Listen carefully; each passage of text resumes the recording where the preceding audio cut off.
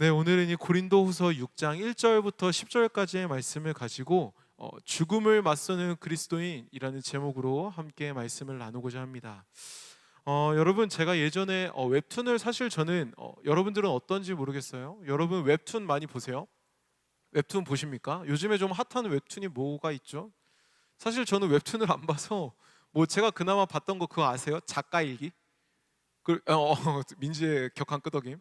그리고 요즘에 이제 그게 이제 2부로 나와서 이제 독립일기라고 나오죠.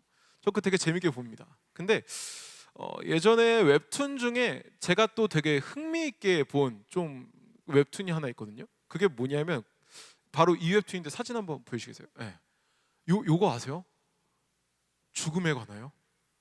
너무 내려주셔야 됩니다. 너무 진지한 웹툰인가요? 사실 저는 이 웹툰을 되게 좋아합니다. 이 죽음에 관하여라는 웹툰이 좋아하는데, 저 웹툰 보신 분들은 아시겠지만 저게 무슨 내용이냐면, 그러니까 다양한 직업과 다양한 상황에 있는 사람들이 죽음 이후에 어떤 이야기를 겪게 되는지를 이렇게 상상해서 그린 만화입니다.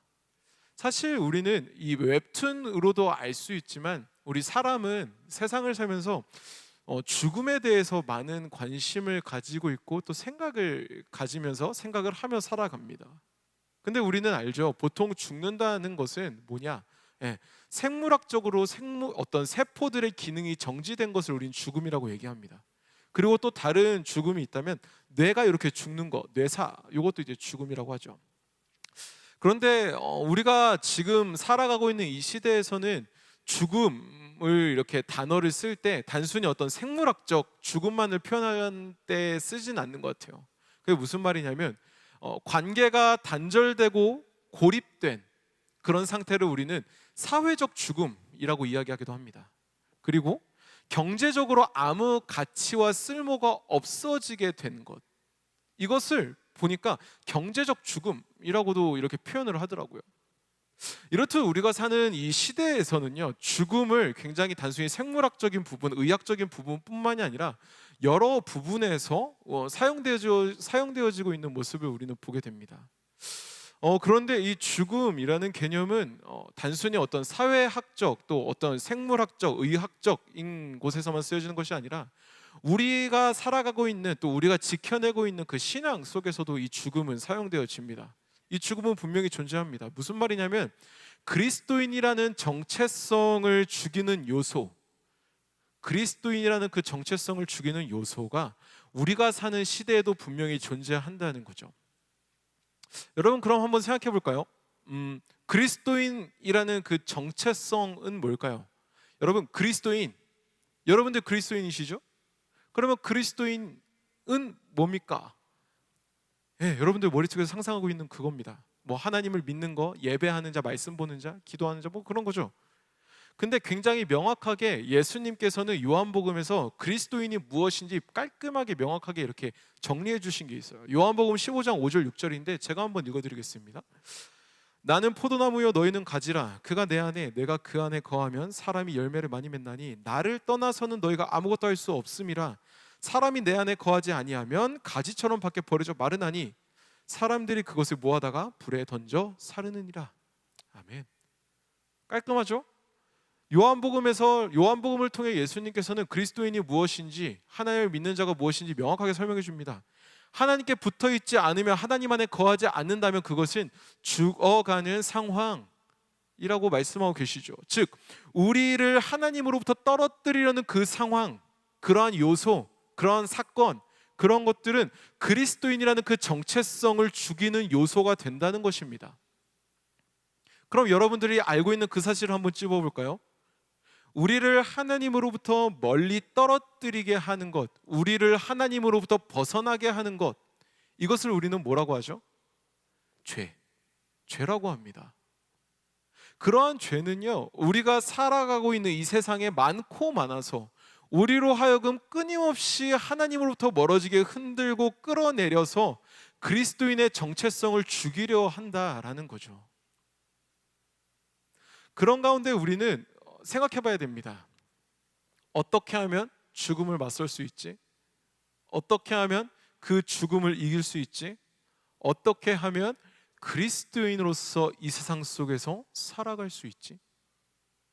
여러분, 오늘 우리는요 이제 제자도 마지막 시간으로 이런 죄의 삭신 죽음을 맞서는 삶에 대해서 함께 나누어 보고자 합니다. 그리스도인으로서 죽음을 맞설 수 있는 그 방법은 무엇인가?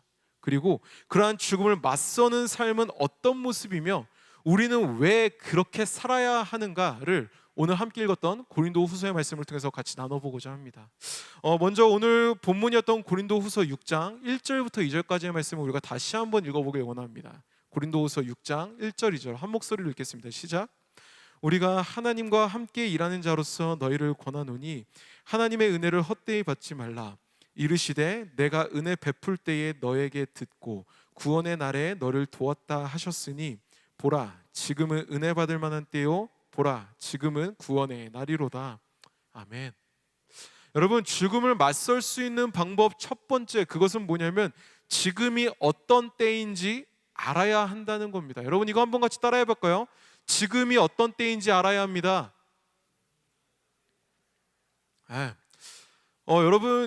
여러분들 한번 저를 두고 한번 상상해 보셨으면 좋겠어요. 여러분들은 제가 드라마를 좋아하는 사람 같으세요? 싫어하는 사람 같으세요? 안 좋아할 것 같아요? 좋아할 것 같다고요?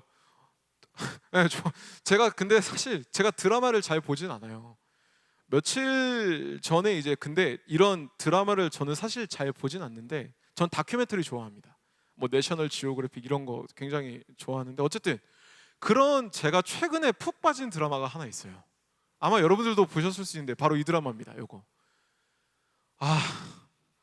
너무 재밌어요. 너무 재밌습니다. 이거 우리들의 블루스. 전 이게 너무 좋습니다. 이거. 저는 이 드라마를 이렇게 집에서 이렇게 한 편씩 완결이 났는데 너무 기뻐요. 그래서 이제 몰아보고 있는 거죠. 시험도 끝났으니까. 근데 저는 저 드라마를 보면서 이렇게 유독 눈에 이렇게 딱 들어오는 캐릭터가 하나 있었어요. 그게 누구냐면 그 배우 이병헌 씨가 연기했었던 그 이동석, 그 만물상 장수, 그 캐릭터가 되게 눈에 들어왔거든요. 근데 저는 아직 다 보지는 못했어요. 이제 10화 받고 오늘 이제 11화 볼 차례인데 11화 봐야 돼요. 그런데 대략 이렇게 유추해 보면 그 캐릭터가 그 첫사랑이었던 신민아를 잊지 못한 그런 어떤 순정남 캐릭터인 것 같아요. 근데 그 드라마 10화에서 이제 10화까지 봤으니까 10화에서요 그 이병헌 씨, 이동석이 이혼하고 자녀 양육권 때문에 힘들어하는 그 신민아, 첫사랑 신민아에게 위로하면서 던진 대사가 하나 있어요. 그 이동석이 그 신민아한테 뭐라고 하냐면 이래요. 나한테 나중은 없어. 기억나시는 분 아마 있으실 거예요. 말 타다가 이렇게 어릴 적에 이렇게 모질게 굴었던 그 친누나에게 사과하려고 했어요. 이동석 씨가 아침에 이렇게 막 모질게 굴고 학교 갔다가 들어오면은 친누나한테 사과해야지. 그래, 학교 갔다 와서 집에 가면 나중에 누나 있을 거니까 사과해야지 라고 생각을 했는데 학교 갔다가 집에 와서 보니까 누나가 그 제주도 바다에 몸을 던져서 자살을 했다는 거예요. 그 후로 이 동석이는 이렇게 그런 생각을 갖게 됐대요. 더 이상 나한테 나중에 언젠가 보다는 지금에 충실하고 뭐든 그때그때 하고 싶은 걸 해야 된다 라는 마인드가 그가 생겼다고 하더라고요. 그런데 저는 그 10화 그 장면을 보면서 또 혼자 이렇게 묵상을 했어요. 나중은 없지. 그치, 우리 신앙에도 나중이라는 게 있을까? 라는 생각을 조금 해본 것 같아요. 여러분, 오늘 읽었었던 이 고린도후서 6장 1절에서 2절 말씀에는요 우리가 봐서 알지만 두 가지 포인트가 나와요. 첫 번째는 뭐냐면 1절에 나오는 은혜를 헛되이 받지 말라. 그리고 두 번째는 뭐냐면 2절에서 계속 나오죠. 뭐냐면 지금이라는 그 시간이에요. 지금은 이러면서요. 여러분, 여기서 첫 번째 헛되이 받지 말라, 이거는 무슨 말이냐면요 거저 받지 말고 노력 없이 받지 말라는 거예요. 뭐 그렇다고 해서 뭐 여러분들이 노력을 해야 한다 요런 의미는 아니에요. 여기서 말하는 건 뭐냐면 지쳤을 때에 오는 어떤 상태를 의미해요. 그러니까 이런 거죠. 너무 힘들 때 다 내려놓고 싶은 거, 그냥 에라 모르겠다 편하게 다 포기하고 싶은 거, 그냥 뭐 아무것도 신경 쓰기 싫고 나는 그냥 포기할래, 다 손 놓는 그런 태도를 얘기하는 거예요. 그 내용을 이어서 그런 어떤 헛되이 받지 말라라는 그 내용을 이어서 고린도후서에서는 지금이라는 그 시간을 굉장히 강조합니다. 그래서 이렇게 얘기하죠. 은혜 받을 만한 지금, 또 구원 받을 만한 지금. 그래서 이게 무슨 말이냐 이런 거예요. 지쳐서 그냥 나중에 뭐 언젠가 은혜 받겠지 뭐 알아서 구원하시겠지. 이게 아니라는 거예요. 힘들고 지쳤을지라도 그 힘들고 지친 바로 그 시간, 그 상황, 그때 그걸 얘기하고 있는 거예요. 포기하고 싶은 지금이, 다 손 놓고 그냥 편하게 살고 싶은 지금이, 어려워서 에라 모르겠다 다 그냥 뒤로 하고 떠나고 싶다라고 하는 바로 그 지금이, 바로 그때가 은혜 받을 때이고 구원 받을 때라는 것을 고린도서 기자, 즉 사도 바울은 고린도 성도들에게 얘기하고 있는 거예요. 여러분, 그러면서 우리는 그 시간, 지금이라는 시간, 그 시간을 포기하지 말아야 된다는 거죠. 인생을 살면서 지침 속에 분명히 우리는 살아갈 수 있습니다. 누구나 지쳐요. 힘들어요. 안 힘든 사람이 누가 있습니까? 다 힘들죠. 하지만 중요한 게 있다면요, 그 힘듦의 시간 속에서 우리는 절대로 포기하면 안 된다고요. 포기하면 안 된다는 겁니다. 도대체 내 인생 왜 이러는 거야? 라는 식의 어떤 낙담과 투정과 그런 건 할 수 있어요. 하세요. 하셔야 됩니다. 마음에 있는 소리 끄집어내서 하세요. 하지만 체념은 안 된다고요. 체념. 지쳐서 잠시 쉬는 거랑 포기하는 거랑은 다르잖아요. 이 두 개는 앞으로의 소망이 있냐 없냐의 차이죠. 앞으로의 삶에 대한 의지가 있냐 없냐의 차이죠. 우리는 절대로 그때를 포기하면 안 됩니다. 지금이라는 이때, 지금이라는 이 시간, 지금이라는 이 상황을 우리는 포기하지 말아야 됩니다. 포기해서는 안 돼요. 하나님의 때를 기억해야 되고, 어떻게든 그 하나님을 우리는 바라보려고 발악을 해야 됩니다. 일어날 힘이 없어서, 소리칠 기운이 없어서, 손을 들 힘이 없어서 그 자리에 앉아 쉴 수는 있어요. 쉬세요. 쉬십시오. 하지만 포기하면 안 된다고요. 왜요? 그 시간 속에 함께 하시는 하나님이 여전히 우리를 붙들고 계시기 때문이라는 겁니다. 설령 내가 문제가 너무나 크게 다가와서 집채만한 파도, 그 이상의 파도가, 문제의 파도가 내 삶에 다가와서 아무것도 보이지 않더라도 포기하지 말자고요. 왜요? 그 하나님, 파도보다 크신 하나님, 파도를 잠잠케 하시는 하나님, 강풍을 잠잠케 하시는 그 하나님이 우리와 함께 하시니까요. 그런 이유로 사도 바울은 고린도 교회를 향해서 그렇게 얘기하는 겁니다. 지금이 그때다. 지금이 어떤 때냐? 지금이 그때야, 여러분. 지금이 바로 그때라고요. 은혜 받을 만한 때라고요. 구원 받을 만한 때라고요. 여러분들께 한번 묻고 싶습니다. 여러분들에게 있어서 지금이라는 때는, 지금이라는 시간은, 요즘이라는 때는 어떤 모습이십니까? 어떤 이야기가 그곳 가운데 쓰여져 있으십니까? 어쩌면 방학한 청년들은 굉장히 기쁨과 즐거움의 때일 수도 있어요. 하지만 무언가를 준비하고 있는, 또 무언가를 앞두고 있는 이들에겐 약간 긴장되는, 혹은 조금 무서운, 두려운 그런 시간일 수도 있죠. 이렇듯 지금이라는 시간, 지금이라는 상황은 사람에 따라, 환경에 따라 그 해석이 달라지고 느껴지는 모습이 다를 수밖에 없습니다. 하지만 중요한 게 있다면 뭘까요? 그때가 어떤 때이든 어떤 상황이든 그때는 은혜 받을 만한 때, 그때는 구원 받을 만한 때라는 겁니다. 설령 우리의 삶이 무너지는 것처럼 아플지라도, 내가 걸어왔던 그 모든 걸음들이 부정당하는 것만 같을지라도, 내게 익숙했던 그 모든 것들이 떠나갔을지라도, 그때는 은혜 받을 만한 때이고, 그때는 구원 받을 만한 때라는 겁니다. 그때를 기다리는 우리에게, 그 시간 속에 우리에게 필요한 게 있다면 바로 하나죠. 깨어있음. 우리는 깨어 있어야 됩니다. 우리는 반드시 깨어 있어야 됩니다. 지침 속에서도 깨어 있어서, 아픔 속에서도 깨어 있어서 우리는 하나님의 은혜를 향해야 한다는 겁니다. 그렇게 깨어서 하나님의 은혜를 찾고 부르짖을 때, 우리가 고백한 그 찬양의 가사들처럼 하나님께서는 채워주실 것입니다. 뭐를요? 은혜를요. 뭐를요? 위로를요. 뭐를요? 새 힘과 자유함을요. 여러분, 이 시간 여러분들을 축복합니다. 깨어 하나님의 은혜를 간절히 찾는 여러분들이 되기를 주님의 이름으로 축복합니다.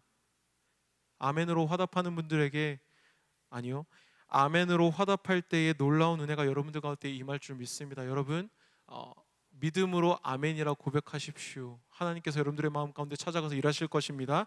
이 시간 여러분들을 축복합니다. 깨어 하나님의 은혜를 간절히 찾는 여러분들이 되기를 주님의 이름으로 축복합니다. 그 은혜를 통해서 새 힘을 얻고 위로함을 얻어서 은혜와 자유함을 누리고 그것을 세상 가운데 흘려보내는 여러분들이 되기를 주님의 이름으로 축복합니다.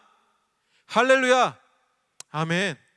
자, 여러분, 다음으로 오늘 본문이었던 고린도후서 6장 8절부터 10절까지의 말씀을 우리가 같이 다시 한번 읽어보길 원합니다. 고린도후서 6장 8절부터 10절 한 목소리로 읽겠습니다. 시작. 영광과 욕됨으로 그러했으며 악한 이름과 아름다운 이름으로 그러했느니라. 우리는 속이는 자 같으나 참되고 무명한 자 같으나 유명한 자요 죽은 자 같으나 보라 우리가 살아있고 징계를 받는 자 같으나 죽임을 당하지 아니하고 근심하는 자 같으나 항상 기뻐하고 가난한 자 같으나 많은 사람을 부욕해 하고 아무것도 없는 자 같으나 모든 것을 가진 자로다. 아멘. 여러분, 죽음을 맞설 수 있는 방법 두 번째가 있다면 이것은 바로 우리의 존재를 기억해야 된다는 겁니다. 이것도 한번 한 목소리로 같이 크게 따라해 볼까요? 우리의 존재를 기억해야 됩니다. 네. 여러분, 아마 여러분들이 이렇게 공부를 하시면서 학생의 시절을 지나시면서 아마 한 번쯤은 들어보신 적이 있을 거예요. 뭐냐면 우리 인류의 역사 속에서 굉장히 아픈 역사가 하나 있죠. 많을 수 있겠죠. 근데 그 중에 하나를 꼽아보라면 아마 들어보셨을 거예요. 홀로코스트라고 들어보셨습니까? 이제 나치 정권이 그 유대인들을 학살하는 그 사건들인데, 그 학살 속에서 유대인들의 그 홀로코스트 속에서 살아남은 인물이 있습니다. 그럼 물론 살아남은 사람들이 좀 계신데 그 가운데 살아남은 좀 이렇게 이름이 알려진 분이 한 분 계신데 그게 누구냐면 그 빅토르 플랑크라는 분이 계세요. 아마 들어보셨을 건데 2차 세계대전의 나치는 유대인들을 학살할 때 굉장히 양심의 가책을 덜기 위해서 사용한 굉장히 악마 같은 방법이 있었다고 해요. 그게 뭐냐면 그 포로들이 수용소에 이렇게 있잖아요. 근데 그 수용소에 있는데 그 포로들이 사용할 그 화장실을 극히 제한시켜 버린 겁니다.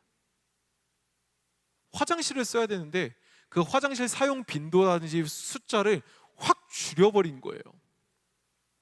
여러분, 그렇게 되자 나타난 그 포로소 안에, 그 수용소 안에 나타난 현상이 뭔지 아십니까? 포로들이 배설물 속에서 고통받기 시작해요.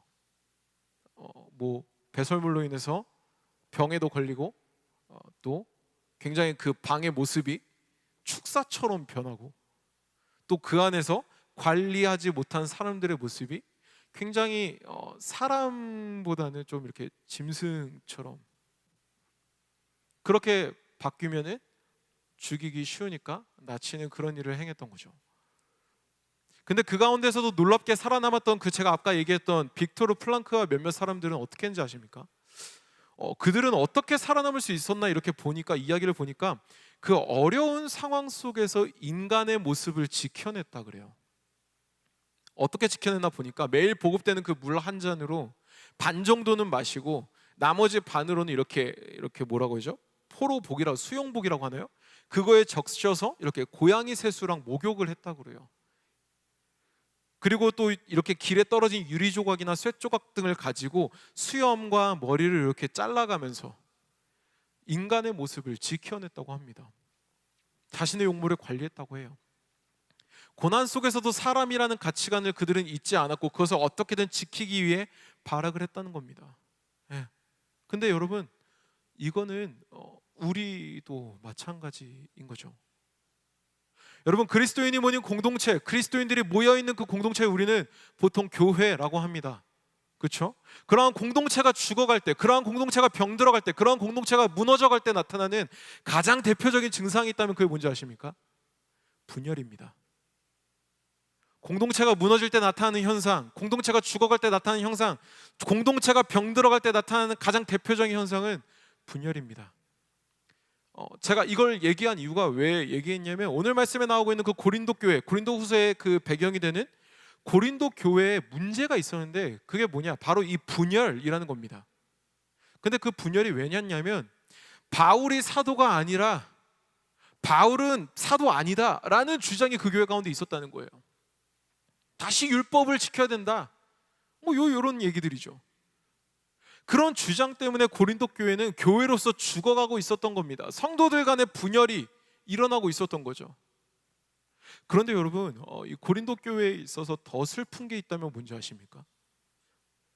바울을 비난한 그 성도들이 모인 그 고린도 교회 공동체는요, 그들 스스로가 모인 공동체였던 게 아니라 바울이 직접 세운 공동체였어요. 바울이 직접 세운 교회였죠. 더군다나 바울 혼자 세운 게 아니라 바울과 함께 브리스길라와 아굴라가, 또 실라와 디모데도 와서 그 공동체를 같이 함께 세웠어요. 그러니까 이 고린도 교회는 사실 그냥 누구 하나가 띡 한 게 아니라 공동체가 함께 세운 교회라는 거예요. 바울은 자신이 개척한, 그래서 양육하고 훈련시킨 고린도 교회 성도들을 분명히 사랑했을 겁니다. 그렇죠? 자기가 이렇게 세운, 양육한, 이렇게 키워낸 성도들일 거니까요. 하지만 그런 그들에게 의심받고 모욕과 핍박을 받았던 사람, 바울입니다. 이거를 좀 요즘 표현으로 이렇게 돌려서 해보면 약간 뒤통수 맞은 그런 느낌이랄까요?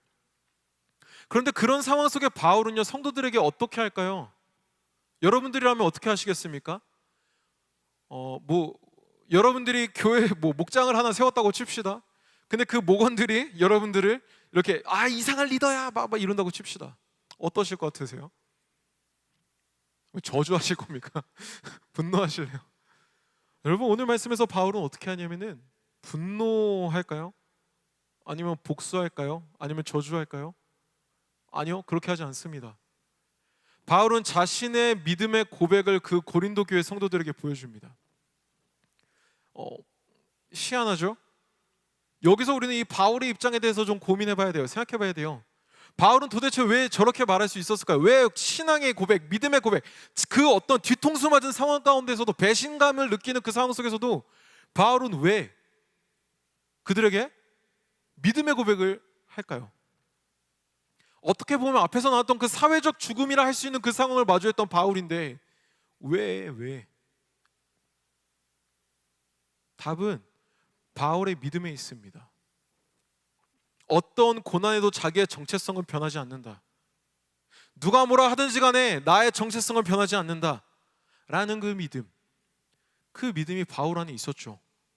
설령 사랑했던 성도들이 자신을 의심하고 비판해도 바울은 자신이 어떤 존재인가를 기억했던 겁니다.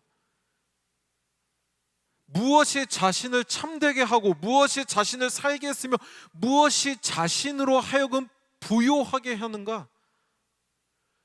바울은 그 상황 속에서 그것을 기억했던 것이고, 그것을 붙들었던 것이고, 그것을 지켜냈던 것이죠. 그렇게 그는 지켜낸 겁니다. 자기를 집어삼킬 것만 같은 그 분노, 그 슬픔, 그 억울함, 그 가운데서도 그는 지켜냈던 겁니다. 뭐를요? 자신을 의롭게 하신 하나님을 향한 믿음을요. 여러분, 우리는 어떤 존재입니까? 이곳 가운데 나와서 예배하시는 여러분들은 그리스도인이시죠. 하나님을 믿는 그리스도인이십니다. 그렇죠? 그 그리스도인은 어떤 존재입니까? 예수님으로 인해 죄의 노예에서 하나님의 자녀가 된 존재다라는 것을 믿는 사람들이죠. 그렇죠? 우리는 이 사실을 반드시 기억해야 돼요. 제가 앞서 얘기한 바로 그것이요. 우리는 하나님의 자녀라고요. 우리는 하나님의 거룩한 자녀라고요. 그 무엇도 이 사실을, 이 진리를, 이 팩트를 취소시킬 수 없다는 겁니다. 왜요? 우리를 위해서 이 땅에 오신 예수 그리스도의 그 십자가 사건, 그 사건은 그렇게 불완전한 사건이 아니기 때문입니다. 무엇으로도 취소시키지 못할 만큼 강력하고 무엇으로도 더 완벽하게 만들 수 없을 만큼 이미 퍼펙트한, 그게 바로 우리를 위해서 이 땅에 오신 예수 그리스도의 그 십자가 사건이라는 겁니다. 아주 완벽한, 아주 강력한 하나님의 놀라우신 사역이라는 거죠. 그 사건을 믿는 우리는 지켜내고 살아내야 됩니다. 무엇을요? 네, 우리의 존재를, 우리의 가치관을, 우리의 진짜 모습을요.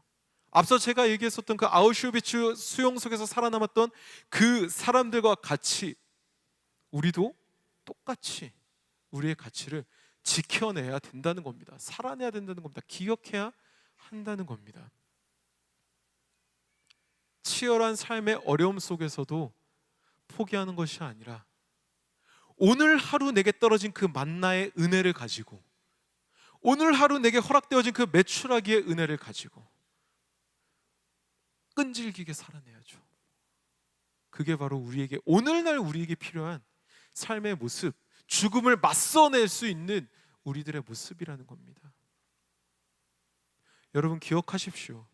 우리는 하나님의 자녀입니다. 하나님께 사랑받기에 충분한, 부족하지 않은 그 존재 자체로 이미 귀한, 그게 바로 여러분들이라는 겁니다. 그것을 기억하며 세속의 시련 속에서 살아남고 살아내는 여러분들이 되기를 축복합니다. 그래서 여러분들의 삶을 통해서 이 땅 가운데 죽음으로 두려워하는 이들에게 복음의 소망이 흘러가게 되기를 주님의 이름으로 축복합니다. 할렐루야, 아멘. 여러분, 오늘 우리는 이 고린도후서의 말씀을 가지고 두 가지, 죽음을 맞설 수 있는 방법 두 가지를 함께 나누어 보았습니다. 그 두 가지 중에 첫 번째는 지금이 어떤 때인지 우리는 알아야 된다 그랬죠. 그리고 두 번째로는 우리의 존재가 어떤 존재인지 기억해야 된다라고 했어요. 근데 여러분, 이 두 가지에 이어서 마지막으로 우리 그리스도인들에게서도 굉장히 중요한, 가장 중요한 그 죽음의 개념이 하나 남아 있습니다. 그게 뭐냐면 나 자신을 죽여야 한다는 겁니다. 뭐를 죽이라고요? 너 말고 나요. 나 자신을 죽여야 한다고요. 내 안에 살아 숨쉬는 나의 죄성과 나의 자아를 죽여야 한다고요. 내가 왕이었던 그 모습을, 내가 주인이었던 그 모습을, 내가 기준이었던 그 모습을 철저하게 죽여야 한다는 겁니다. 왜일까요?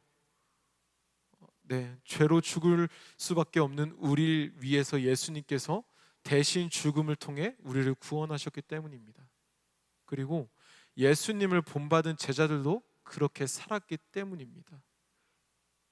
예수 그리스도께서 십자가 앞에서 그렇게 사셨고, 그분의 삶이 진리라는 것을 믿었던 제자들도 그렇게 살았기에 오늘날 제자로 부름받은 우리도 그렇게 살아야 한다는 겁니다. 그렇다면 마지막으로 아마 뭐 할 거예요? 전사님, 자아를 죽인다는 게 어떻게 산다는 거죠? 하나님이 왕으로 산다는 거, 오케이, 뭐 문장적으로는 이해가 되는데 그게 삶으로 도대체 어떻게 사는 게 그렇게 사는 겁니까?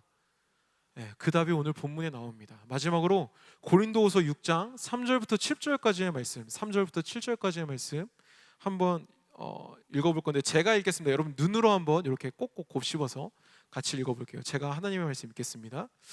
우리가 이 직분에 비방을 받지 않게 하려고 무엇에든지 아무에게도 거리끼지 않게 하고, 오직 모든 일에 하나님의 일꾼으로 자천하여 많이 견디는 것과 환난과 궁핍과 고난과 매맞음과 갇힘과 난동과 수고로움과 자지 못함과 먹지 못함 가운데에서도 깨끗함과 지식과 오래 참음과 자비함과 성령의 감화와 거짓이 없는 사랑과 진리의 말씀과 하나님의 능력으로 의의 무기를 좌우에 가지고.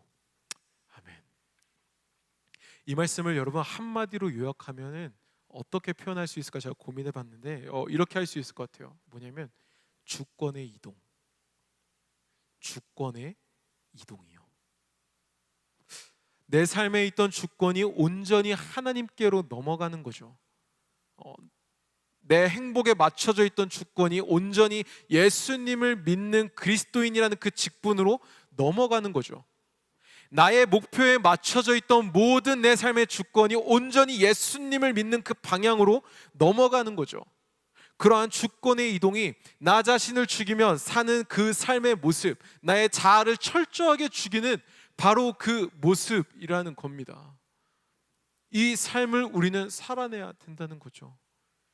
이 삶을 살아내는 그 모습이 바로 이 시대 속에서 필요한 예수 그리스도의 제자의 모습이라는 겁니다. 여러분, 이제 말씀을 정리합니다. 여러분들에게 이 시간 저는 저의 온 마음을 다해서 간절히 말씀을 전합니다. 여러분, 이 시대에 여러분들의 삶의 자리에서 예수님의 제자로 살아내 주십시오. 여러분들의 삶의 자리에서, 여러분들의 상황 가운데에서, 여러분들의 그 시간 속에서 예수님의 제자로 살아주십시오. 어쩌면 그 길은 편하지 않을 수 있습니다. 오늘 말씀에 나온 것처럼 고난을 마주하고 시련을 마주하게 될 것입니다. 어쩌면 손해를 볼 때도 있을 것이고, 모욕과 쓰라린 눈물을 흘리게 될 수도 있습니다. 세속이라는 이름의 그 죄가 우리를 향해서 경제적인 죽음을, 사회적인 죽음을 가지고 위협해 올 수도 있습니다. 하지만 그럼에도 저는 여러분들에게 간절히 말씀드립니다. 여러분, 그 길을 가십시오. 그 길을 걸으십시오. 그 길을 포기하지 마십시오. 왜 걸으라고 할까요? 그 길이 살 길이기 때문입니다. 그 길이 생명의 길이기 때문입니다. 그 길이 소망의 길이기 때문이며, 그 길이 참된 자유의 길이기 때문입니다. 그 길이 여러분들답게 만들 것입니다. 다른 곳에서 나다움을 찾지 마십시오. 다른 곳에서 맨날 그 10분짜리 MBTI 하면서 자신의 모습을 재단하려고 하지 마십시오. 거기서는 여러분들의 진짜 모습을 볼 수 없습니다. 여러분들의 진짜 모습을 볼 수 있는 곳이요, 예수 그리스도의 그 길, 예수님 앞으로 나아갈 때 그 모습을 진짜 볼 수 있다는 것입니다. 이곳 가운데 나와 있는 신앙의 선배님들이 여전히 그 길을 가는 이유, 그 길을 포기하지 않는 이유가 뭡니까? 그 길이 생명의 길임을 알기 때문에, 그 길이 소망의 길임을 알기 때문에 지금도 오늘도 내일도 그 길을 걸어가시는 거라는 거죠. 예수의 제자로 살아가는 여러분들이 되기를 소망합니다. 예수의 삶을 살아내는 여러분들이 되기를 소망합니다. 그래서 여러분들을 통해서 이 땅 가운데 어두움이 떠나가고, 여러분들을 통해서 죄와 사망의 권세가 무너지며, 여러분들을 통해서 삶의 자리 곳곳에 그 아름답고 놀라우신 하나님의 나라가 세워지게 되기를 주님의 이름으로 축복합니다. 아멘. 여러분, 이 시간 우리가 이 말씀을 기억하면서 함께 좀 같이 기도하길 원합니다. 여러분들은 지금 어떠한 때를 지나고 계십니까? 그 가운데 여러분들은 어떤 존재로, 어떤 모습으로, 어떤 타이틀을 가지고 살아가고 계십니까? 고난의 때일 수도 있습니다. 힘듦의 때일 수도 있습니다. 지금의 때는 걱정의 때라, 지금의 때는 아픔의 때라, 눈물의 때라 이야기할 수도 있습니다. 하지만 그 가운데 변하지 않는 사실이 있다면 무엇입니까? 우리를 사랑하시는 주님이 지금의 그 시간 속에 여전히 그 상황 가운데 함께 하신다는 겁니다. 여전히 여러분들을 사랑하시고 여전히 여러분들을 귀하게 여기시며 여전히 여러분들을 하나님께서는 기다리고 계신다는 겁니다. 그 하나님께 부르짖을 수 있는 지금이, 그 하나님 앞에 기도할 수 있는 지금이, 나아갈 수 있는 지금이 은혜의 때요 구원의 때라는 겁니다. 여러분, 이 시간 우리가 함께 그 삶의 자리와 여러분들의 삶을 주께 맡겨드리며 같이 기도하길 원합니다. 주님이 시간 내 삶에 함께 하시는 그 하나님을 믿음의 눈으로 바라보게 하여 주시옵소서. 시편 가운데에서 주님은 빈궁한 자의 기도를 돌아보시며 그들의 기도를 멀리하지 않으시리라 말씀하셨습니다. 내 연약함 가운데 함께 하시는, 나의 두려움 속에 함께 하시는, 내 삶에 동행하시는 그 하나님을 내가 보길 원하오니 주님, 내 기도를 들어주심으로 나의 눈을 열어서 능력의 주님을, 위로의 주님을, 새 힘 부어주시는 주님을 보게 하여 주시옵소서라고 이 시간 간절히 주 앞에 마음을 맡겨드리시면서 같이 기도하며 나가도록 하겠습니다. 기도하시겠습니다. 아버지 감사합니다. 주님, 이 시간 우리가 고린도서의 그 말씀을 가지고 하나님의 그 마음을 다시 한번 묵상하며 나아갑니다. 지금의 때가 우리에게 어떤 때입니까? 지금의 내 삶이 어디의 모습입니까? 아픔의 때입니까? 두려움의 때입니까? 눈물의 때입니까? 연약함의 때입니까? 좌절의 때입니까? 통곡의 때입니까? 아버지 하나님, 그러할지라도 내 삶의 그 여정이 여전히 눈물의 때일지라도, 내가 보기에 아픔의 때일지라도, 내가 보기에 두려움의 때일지라도 여전히 하나님은 나와 함께 하시고 여전히 하나님은 나를 붙드시며 여전히 하나님은 나를 이끄시는 하나님이심을 믿습니다. 아버지 하나님, 내가 믿습니다. 내가 믿습니다. 다른 어떤 것을 믿는 것이 아니라 그 스올의 골짜기를 걸어갈 때에 내 삶의 지팡이가 되시는 그 하나님을 내가 믿습니다. 주님 오셔서 나의 눈을 열어주시옵소서. 나의 눈을 열어주시옵소서. 내 좌절 가운데 함께 하시는 그 하나님을 보게 하시고 나의 눈물 골짜기 가운데 함께 하시는 그 하나님을 보게 하시며 온전히 내 마음 가운데 역사하시는 그 하나님을 보게 하여 주시옵소서. 내 연약함 가운데 함께 하시는, 나의 두려움 가운데 함께 하시는, 나의 삶에 동행하시는 그 하나님을 내가 보기를 원합니다. 주님, 빈궁한 자의 기도를 들으시는 주님, 두려움 가운데 함께 하시는 주님, 나의 기도를 돌아보시는 그 주님, 내 기도를 들어주십시오. 나의 눈물의 신음을 주님 들어주십시오. 나의 두려움의 절규를 주님 들어주십시오. 온전히 하나님 앞에 나의 모든 고백을 올려드립니다. 처절한 우리의 고백을 들어주옵시고 무너진 가운데 고백한 우리의 모든 마음을 붙들어 주셔서 아픔 가운데 함께 하시는 그 하나님의 계심을, 눈물의 자리 가운데 함께 하시는 그 하나님의 계심을 우리가 더욱더 탐대의 믿음으로 나아갈 수 있도록 주님 인도하여 주옵소서. 아버지 하나님 앞에 우리의 모든 것을 맡겨드립니다. 주께서 나의 기도를 들으시는 줄 믿습니다. 나의 눈을 열어서 그 능력의 하나님을 우리가 보기를 원합니다. 함께 하시는 주님, 통행하시는 주님, 나를 사랑한다 하시고 나를 귀하다 여기시며 나를 끝까지 붙드시는 그 주님, 그 주님이 나의 소망 되시고 고백합니다. 그 주님이 내 삶의 참된 인도자가 되심을 믿습니다. 아버지 하나님 오셔서 나를 붙드시고 인도하사 오직 하나님의 놀라우신 능력 안에서 살아가는 내가 될 수 있도록 주님 인도하여 주시옵소서. 주님 오셔서 나와 함께 하시고 오직 주의 영광이 드러날 수 있도록 주님의 놀라우신 이름이 드러날 수 있도록 내가 알게 하여 주시옵소서. 주님 오셔서 우리와 함께 해주시옵소서. 여러분, 이 시간 우리가 다시 한번 기도하길 원합니다. 우리와 동행하시는 그 하나님 앞에 우리가 다시 한번 같이 간절히 기도하며 나가길 원합니다. 여러분들의 삶은 누구의 인도를 받으며 살고 계십니까? 여러분들의 삶은 무엇의 통치함을 받으며 살고 계십니까? 예수를 믿는 우리는 오직 예수님의 인도하심을 받아야 하고 예수님의 통치를 받으며 살아야 합니다. 다른 어떤 것이 예수님의 자리에 있다면, 다른 어떤 것이 삶의 자리에 왕으로 임해 있다면 여러분, 그것은 잘못된 모습입니다. 잘못된 삶입니다. 여러분, 이 시간 우리가 하나님 앞에 다시 한번 간절히 기도하길 원합니다.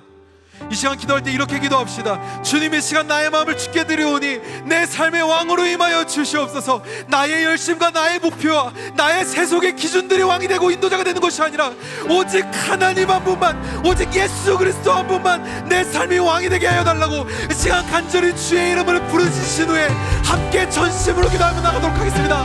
기도하시겠습니다. 주여,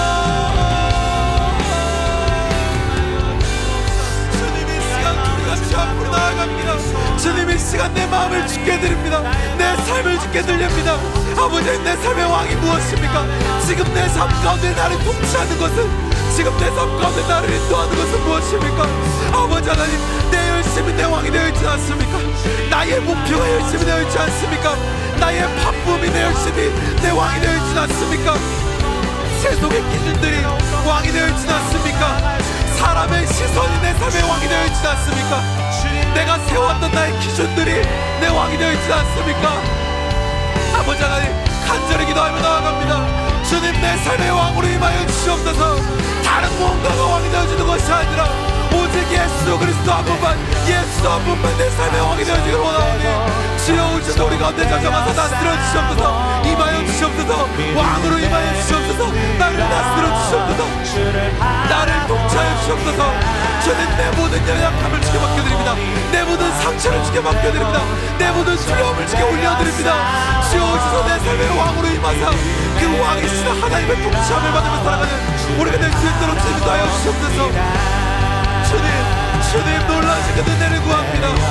죽을 수밖에 없는 우리를 포기하지 않고 나가주셔서 죽음으로부터 건져주셔서 하나님의 자녀로 우리를 세우셨으니, 하나님의 자녀로 우리를 부르셨으니 그 부르심에 합당한 자로서, 하나님을 왕으로 믿는 자로서, 하나님을 따르는 자로서 우리가 살아갈 원합니다.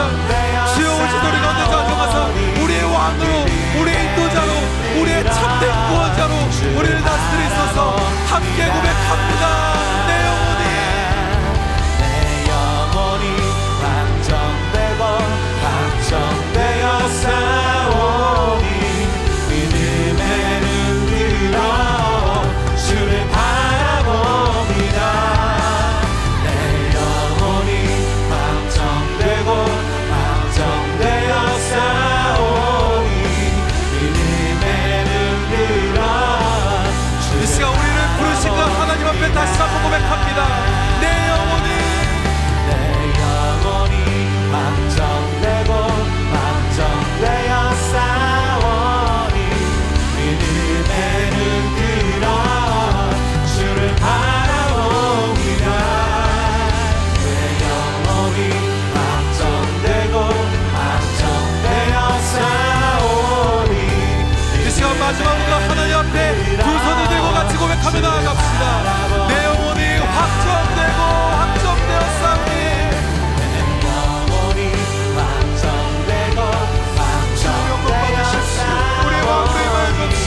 우리의 통치자를 임하여 주시옵소서. 우리가 온전히 하나님을 바라보며 살아가는 귀한 은혜 우리들 되게 하여 주시옵소서. 주님이 우리의 왕이십니다. 주님이 우리의 인도자이십니다. 주님이 우리의 구원자이심을 고백하오니 주여, 오셔서 우리를 다스리시고 통치하시고 우리와 함께하시고 우리를 인도하여 주시옵소서.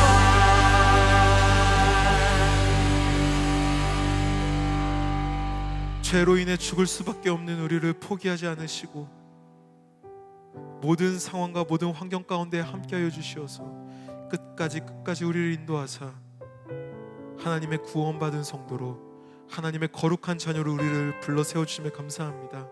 하나님, 오늘 말씀을 나눈 것처럼 우리가 살아가는 세상 속에는 우리를 하나님으로부터 떨어지게 하려는 것들이 너무나 많습니다. 그것들이 나의 열심일 때도 있고 나의 기준일 때도 있고 세상 속에서 추구하는 세속의 기준이 될 때도 있고 사람의 시선이 될 때도 있고 내가 경험했었던 상처들이 될 때도 있습니다. 하지만 주님, 오늘 고린도후서의 말씀을 통해 알게 된 것처럼 우리가 살아가고 있는 지금이, 우리가 살아가고 있는 이 오늘이 하나님의 은혜를 받을 때이고 하나님께 구원받을 때임을 우리가 고백함으로 나아갑니다. 주님, 오셔서 우리와 함께하여 주십시오. 하나님만이 우리의 왕이오니 하나님만이 우리의 통치자이시오니 주님 오셔서 우리를 다스리시사 그 하나님에게 속한 우리가 되게 하여 주십시오. 다른 것에 속해지려는 것이 아니라, 다른 것에 붙으려는 것이 아니라, 우리를 죄에서 구원하신 예수 그리스도의 그 십자가에 붙는 귀한 한 사람 한 사람 우리들이 되기를 원하오니 주님 오셔서 우리의 마음을 이끄셔서 오직 그 하나님께 붙여있는 귀한 자녀들이 될 수 있도록 주님 인도하여 주시옵소서. 그 어떤 세력도 우리를 방해하지 않게 하시고 온전히 하나님의 놀라우신 은혜에 붙어있음으로 말미암아 세상 끝날까지 그 은혜를 힘입어 살아가는 귀하고 복된 우리 한 사람 한 사람이 될 수 있도록 주님 인도하여 주시옵소서. 그렇게 우리를 인도하실 주님께 감사와 찬양과 영광을 올려드리며 우리를 사랑하시는, 우리를 죄에서 구원하신 우리의 참된 진리이시며 왕이 되시는 예수 그리스도의 이름으로 기도하였습니다.